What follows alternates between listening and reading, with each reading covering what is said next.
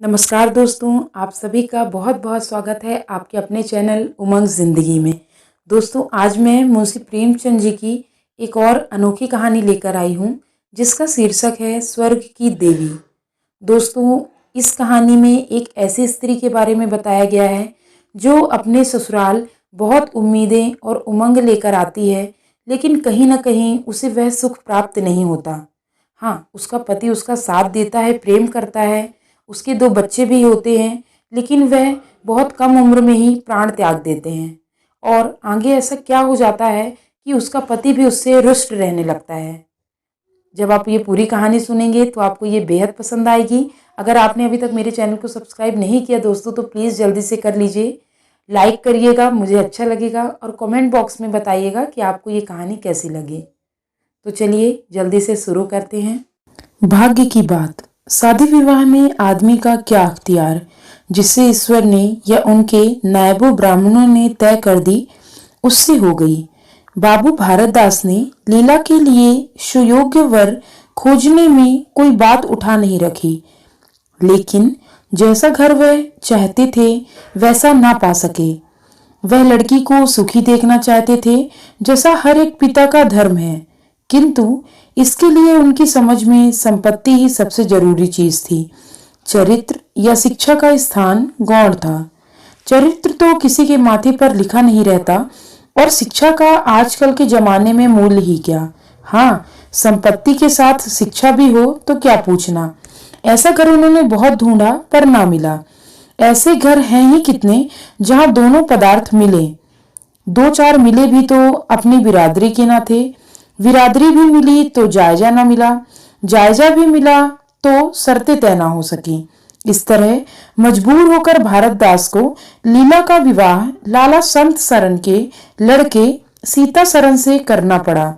अपने बाप का इकलौता बेटा था, थोड़ा बहुत शिक्षा भी पाई थी, बातचीत सलीके से करता था, मामले मुकदमे समझता था और जरा दिल का रंगीला भी था। सबसे बड़ी बात यह थी कि रूपवान, बलिष्ठ, प्रसन्न मुख, साहसी आदमी था, मगर विचार वही बाबा आदम के जमाने के थे। पुरानी जितनी बातें हैं सब अच्छी, नई जितनी बातें हैं सब खराब। जायदाद के विषय में जमींदार साहब नए नए दफों का व्यवहार करते थे, वहां अपना कोई अख्तियार न था, लेकिन सामाजिक प्रथाओं के कट्टर पक्षपाती थे। सीता सरन अपने बाप को जो करते या कहते देखता, वह खुद भी कहता और करता था। उसमें खुद सोचने की शक्ति ही ना थी। बुद्धि की मंदता बहुधा सामाजिक अनुदारता के रूप में प्रकट होती है। लीला ने जिस दिन घर में पांव रखा, उसी दिन उसकी परीक्षा शुरू हुई। वे सभी काम जिनकी उसके घर में तारीफ होती थी, यहाँ वर्जित थे। उसे बचपन में ताजी हवा पर जान देना सिखाया गया था, यहाँ उसके सामने मुंह खोलना भी पाप था। बचपन में सिखाया गया था रोशनी ही जीवन है, यहाँ रोशनी के दर्शन भी दुर्लभ थे।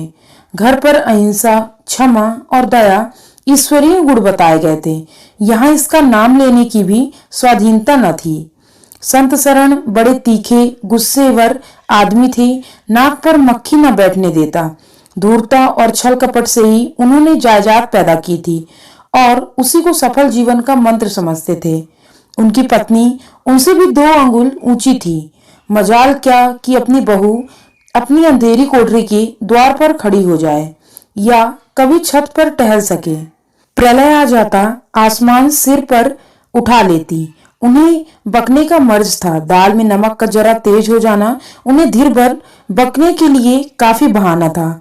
मोटी ताजी महिला थी, छीट का घाघरेदार लहंगा पहनने, पानदान बगल में रखे, गहनों से लदी हुई, सारे दिन बरोठे में माची पर बैठी रहती थी। क्या मजाल कि घर में उनकी इच्छा के विरुद्ध एक पत्ता भी हिल जाए। बहू की नई नई आदतें देख जला करती थी। अब काहे को आबरू रहेगी, मुंडेर पर खड़ी होकर झांकती है। मेरी लड़की ऐसी दीदा दिलेर होती तो गला घोट देती। न जाने इसके देश में कौन लोग बसते हैं। गहने नहीं पहनती, जब देखो नंगी बुच्ची बनी बैठी रहती है। यह भी कोई अच्छे लक्षण है। लीला के पीछे सीता सरन भी फटकार पड़ती। तुझे भी चांदनी में सोना अच्छा लगता है, क्यों? तू भी अपने को मर्द कहेगा। वह मैं मर्द कैसा जो औरत उसके कहने में न रहे। दिन भर घर में घुसा रहता है, मुंह में जवान नहीं है, समझता क्यों नहीं। सीतासरन कहता, अम्मा जब कोई मेरे समझाने में माने तब तो। माँ मानेगी क्यों नहीं, तू मर्द है कि नहीं। मर्द वह चाहिए कि कड़ी निगाह से देखे तो औरत कांप उठे। सीतासरन, तुम तो समझती ही रहती हो। माँ मेरी उसे क्या परवाह, समझती होगी बुढ़िया 4 दिन में मर जाएगी, तब मैं मालकिन हो ही जाऊंगी। सीतासरन, तो मैं भी तो उसकी बातों का जवाब नहीं दे पाता। देखती नहीं हो कितनी दुर्बल हो गई है, वह रंग ही नहीं रहा। उस कोठरी में पड़े पड़े उसकी दशा बिगड़ती जाती है। बेटे के मुंह से ऐसी बातें सुन माता आग हो जाती और सारे दिन जलती, कभी भाग्य को कोसती, कभी समय को। सीतासरन माता के सामने तो ऐसी बातें करता, लेकिन लीला के सामने जाते ही उसकी मति बदल जाती।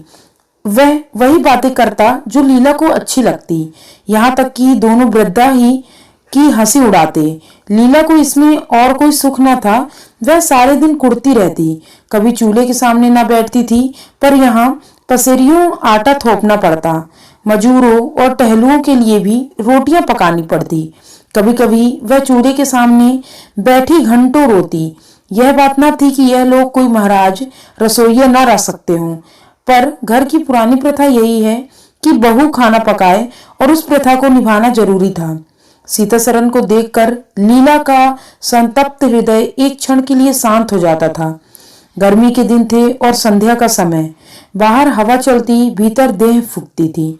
लीला कोठरी में बैठी एक किताब देख रही थी कि सीतासरन ने आकर कहा, यहाँ तो बड़ी गर्मी है, बाहर बैठो।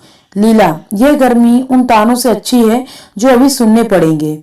सीतासरन, आज अगर बोली तो मैं भी बिगड़ जाऊंगा। लीला, तब तो मेरा घर में रहना भी मुश्किल हो जाएगा। सीतासरन, बला से अलग ही रहेंगे। लीला, मैं तो मर भी जाऊं तो भी अलग न रहूं।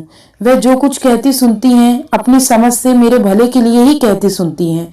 उन्हें मुझसे कुछ दुश्मनी थोड़ी ही है। हाँ, हमें उनकी बातें अच्छी न लगे यह दूसरी बात है। उन्होंने खुद वह सब कष्ट झेले हैं जो वह मुझे झेलवाना चाहती हैं। उनके स्वास्थ्य पर उन कष्टों का जरा भी असर नहीं पड़ा। वह इस 65 की उम्र में मुझसे कहीं टांटी हैं, फिर उन्हें कैसे मालूम हो कि इन कष्टों से स्वास्थ्य बिगड़ सकता है। सीतासरन ने उसके मुरझाए हुए मुख की ओर करुणा नेत्रों से देखकर कहा, तुम्हें इस घर में आकर बहुत दुख सहना पड़ा। यह घर तुम्हारे योग्य न था। तुमने पूर्व जन्म में जरूर कोई पाप किया होगा। लीला ने पति के हाथों से खेलते हुए कहा, यहाँ ना आती तो तुम्हारा प्रेम कैसे पाती। 5 साल गुजर गए। लीला 2 बच्चों की माँ हो गई। एक लड़का था, दूसरी लड़की।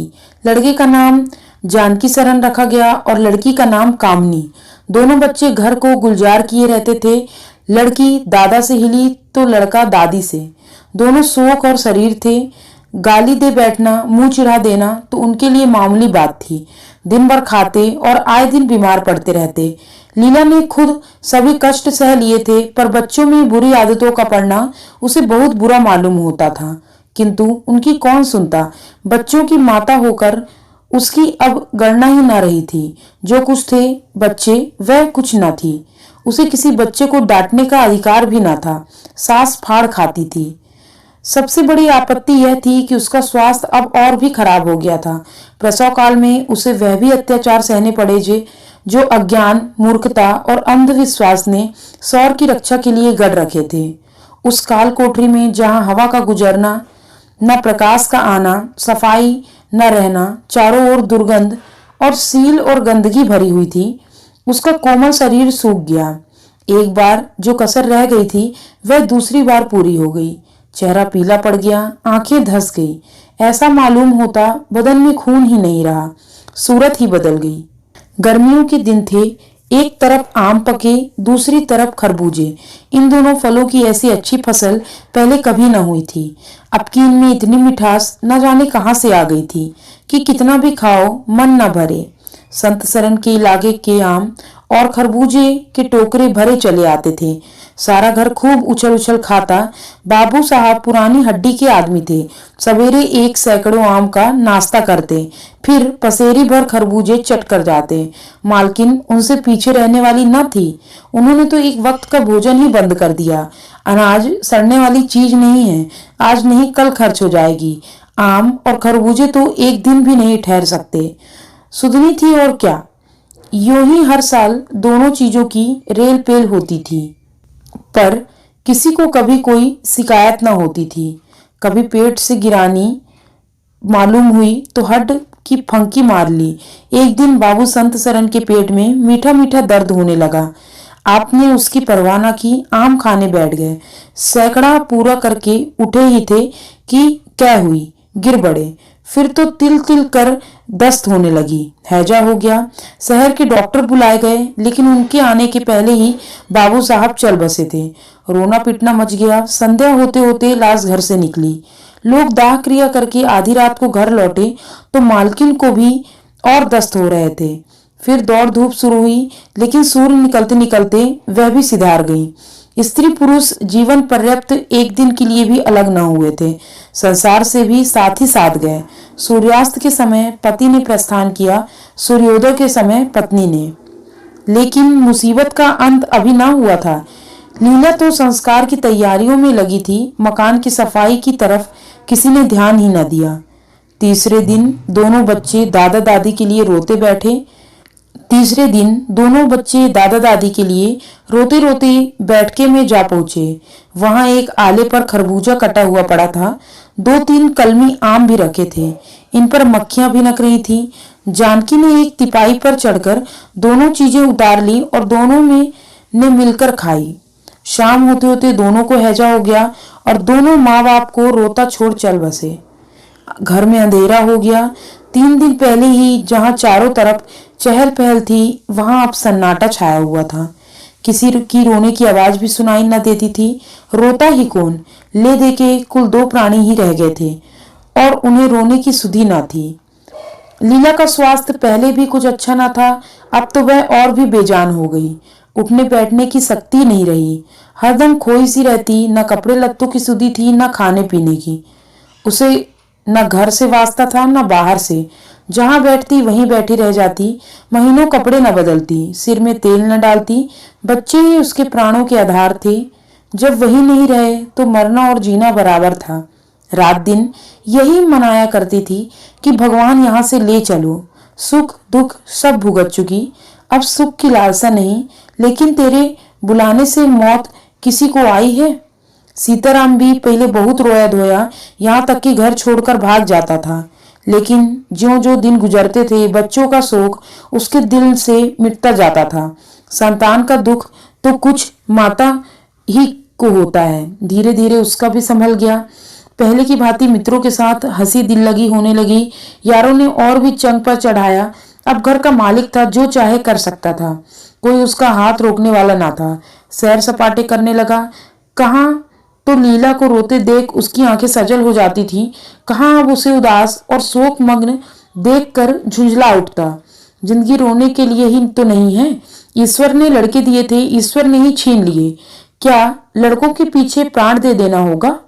लीला यह बातें सुनकर भौचक रह जाती। पिता के मुंह से ऐसे शब्द निकल सकते हैं, संसार में ऐसे प्राणी भी हैं।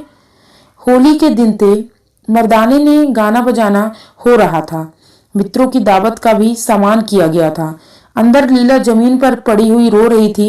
त्योहारों के दिन उसे रोते ही कटते थे।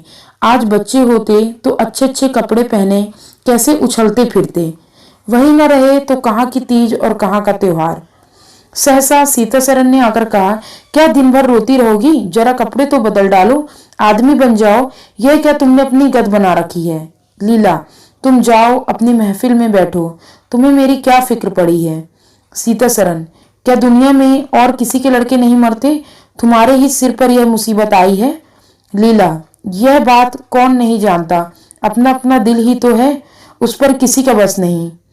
सीतासरन, मेरे साथ भी तो तुम्हारा कुछ कर्तव्य है। लीला ने कुतूहल से पति को देखा, मानो उसका आशय नहीं समझी, फिर मुंह फेर कर रोने लगी। सीतासरन, मैं अब इस मनुष्यत्व का अंत कर देना चाहता हूँ। अगर तुम्हारा अपने दिल पर काबू नहीं तो मेरा भी अपने दिल पर काबू नहीं है। मैं अब जिंदगी भर मातम नहीं कर सकता। लीला, तुम राग रंग मनाते हो, मैं तुम्हें मना तो नहीं करती। मैं रोती हूं तो तुम क्यों नहीं रोने देते। सीता सरन, मेरा घर रोने के लिए नहीं है। लीला, अच्छी बात है, तुम्हारे घर में न रहूंगी। लीला ने देखा मेरे स्वामी मेरे हाथों से निकले जा रहे हैं। उन पर विषय का भूत सवार हो गया और कोई समझाने वाला नहीं। वह अपने होश में नहीं है। मैं क्या करूं? अगर मैं चली जाती हूं तो थोड़े ही दिनों में सारा घर मिट्टी में मिल जाएगा और इनकी वही हाल हो जाएगा जो स्वार्थी मित्रों के चुंगल में फंसे हुए नौजवान रईसों का होता है। कोई उल्टा घर में आ जाएगी और इनका सर्वनाश कर देगी। ईश्वर, मैं क्या करूं? अगर इन्हें कोई बीमारी हो जाती तो क्या मैं उस दशा में इन्हें छोड़कर चली जाती? कभी नहीं। मैं तन मन से इनकी सेवा शुश्रूषा करती, ईश्वर से प्रार्थना करती, देवताओं की मनौतियां करती। माने में शारीरिक रोग नहीं है लेकिन मानसिक रोग अवश्य है। आदमी रोने की जगह हंसे और हंसने की जगह रोए, उसके दीवाना होने में क्या संदेह है? मेरे चले जाने से इनका सर्वनाश हो जाएगा। इन्हें बचाना मेरा धर्म है। हाँ, मुझे अपना शोक भूल जाना होगा। रोऊंगी, रोना तो तकदीर में लिखा ही है। रोऊंगी लेकिन हंस हंस कर। अपने भाग्य से लड़ूंगी। जो जाते रहे उनके नाम को रोने के सिवा और कर ही क्या सकती हूँ, लेकिन जो है उसे ना जाने दूंगी। ए टूटे हुए हृदय, आज तेरे टुकड़ों को जमा करके एक समाधि बनाऊं और अपने शोक को उसके हवाले कर दूं। ओ रोने वाली आंखें, आओ मेरे आंसुओं को अपनी विहसित छटा में छिपा लो। आओ मेरे आभूषणों, मैंने बहुत दिनों तक तुम्हारा अपमान किया। मेरा अपराध क्षमा करो। तुम मेरे भले दिनों के साथी हो। तुमने मेरे साथ बहुत विहार किए हैं। अब इस संकट में मेरा साथ दो, मगर दगा न करना। मेरे भेदों को छिपाए रखना। लीला सारी रात बैठी अपने मन से यही बातें करती रही। उधर मर्दाने में धमा चौकड़ी मची हुई है। सीता सरन नशे में चूर, कभी गाता था कभी तालियां बजाता था। उसके मित्र लोग भी उसी रंग में रंगे हुए थे।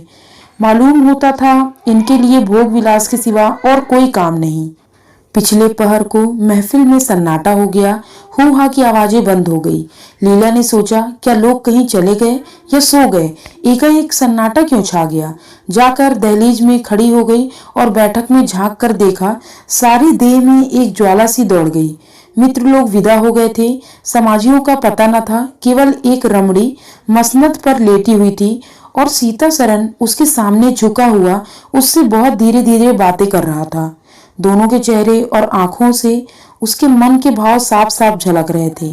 एक की आंखों में अनुराग था, दूसरे की आंखों में कटाक्ष। एक भूला भाला हृदय एक मायाविनी रमणी के हाथों लुटा जाता था। लीला की संपत्ति को उसकी आंखों के सामने एक छलनी चुराए लिए जाती थी। लीला को ऐसा क्रोध आया कि इसी समय चलकर इस उल्टा को आड़े हाथों लूं, ऐसा दुत्कारूं कि वह भी याद करे, खड़े खड़े निकाल दूं। वह पत्नी भाव जो बहुत दिनों से सो रहा था जाग उठा और उसे विकल करने लगा। उसने जब्त किया। वेग से दौड़ती हुई तृष्णाएं आकाशमत न रोकी जा सकती थी। वह उल्टे पांव भीतर लौट आई और मन को शांत करके सोचने लगी। वह रूप रंग में, हाव भाव में, नखे तिल्ले में उस दुष्टा की बराबरी नहीं कर सकती। बिल्कुल चांद का टुकड़ा है। अंग अंग में स्फूर्ति भरी हुई है। पोर पोर में मत झलक रहा है। उसकी आंखों में कितनी तृष्णा है। तृष्णा नहीं बल्कि ज्वाला। लीला उसी वक्त आईने के सामने गई। आज कई महीनों के बाद उसने आईने में अपनी सूरत देखी। उसके मुख से एक आह निकली। शोक ने उसकी काया पलट कर दी थी। उस रमणी के सामने वह ऐसी लगती थी जैसे गुलाब के सामने जूही का फूल। सीता सरन का खुमार शाम को टूटा। आंखें खुली तो सामने लीला को खड़ी मुस्कुराते देखा। उसकी अनोखी छवि आंखों में समा गई। ऐसे खुश हुए मानो बहुत दिनों के वियोग के बाद उससे भेंट हुई हो। उसे क्या मालूम था कि यह रूप भरने के लिए लीला ने कितने आंसू बहाए हैं। केसों में यह फूल गूंथने के पहले आंखों से कितने मोती पिरोए हैं। उन्होंने एक नवीन प्रमोत्साह से उठकर उसे गले लगा लिया और मुस्कुराकर बोले, आज तो तुमने बड़े बड़े सशस्त्र सजा रखे हैं, कहाँ भागूं? लीला ने अपने हृदय की ओर उंगली दिखाकर कहा, यहाँ आ बैठो। बहुत भागे फिरते हो, अब तुम्हें बांध कर रखूंगी। बाग की बहार का आनंद तो उठा चुके, अब इस अंधेरी कोठरी को भी देख लो।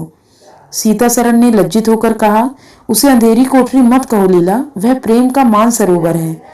इतने में बाहर से किसी मित्र के आने की खबर आई। सीतासरन चलने लगे तो लीला ने उनका हाथ पकड़कर कहा, मैं ना जाने दूंगी। सीतासरन, अभी आता हूँ। लीला, मुझे डर लगता है कहीं तुम चले न जाओ। सीतासरन बाहर आए तो मित्र महाशय बोले, आज दिन भर सोते ही रहे क्या? बहुत खुश नजर आते हो।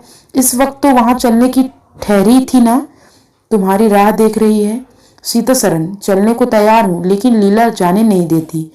मित्र, निरे गाउदी ही रहे, आ गए फिर बीबी के पंजे में, फिर किस बिरते पर गरमाते थे। सीतासरन, लीला ने घर से निकाल दिया था, तब आश्रय ढूंढता फिरता था, अब उसने द्वार खोल दिया है और खड़ी बुला रही है। मित्र, अजी यहाँ वह आनंद कहाँ, घर को लाख सजाओ तो क्या बाग हो जाएगा। सीतासरन, भाई घर भाग नहीं हो सकता, पर स्वर्ग हो सकते हैं। मुझे इस वक्त अपनी क्षुद्रता पर जितनी लज्जा आ रही है वह मैं ही जानता हूँ। जिस संतोष शोक ने उसने अपने शरीर को गुला डाला और अपने रूप लावण्य को मिटा दिया, और उसी शोक को केवल मेरा एक इशारा पाकर उसने भुला दिया। ऐसा भुला दिया मानो कभी शोक हुआ ही नहीं। मैं जानता हूँ कि वह बड़े से बड़े कष्ट को सह सकती है, मेरी रक्षा के लिए आवश्यक है। जब अपनी उदासीनता के कारण उसने मेरी दशा बिगड़ते देखी तो अपना सारा शोक भूल गई। आज मैंने उसे अपने आभूषण पहनकर मुस्कुराते हुए देखा तो मेरी आत्मा पुलकित हो उठी। मुझे ऐसा मालूम हुआ वह स्वर्ग की देवी है और केवल मुझ जैसे दुर्बल प्राणी की रक्षा करने के लिए भेजी गई है। मैंने उसे जो कठोर शब्द कहे वे अगर अपनी सारी संपत्ति बेचकर भी मिल सकते तो लौटा देता। लीला वास्तव में स्वर्ग की देवी है। उम्मीद करती हूँ दोस्तों यह कहानी आपको बेहद पसंद आई होगी। मिलती हूँ आपसे अगली कहानी में, तब तक के लिए जय हिंद, वंदे मातरम।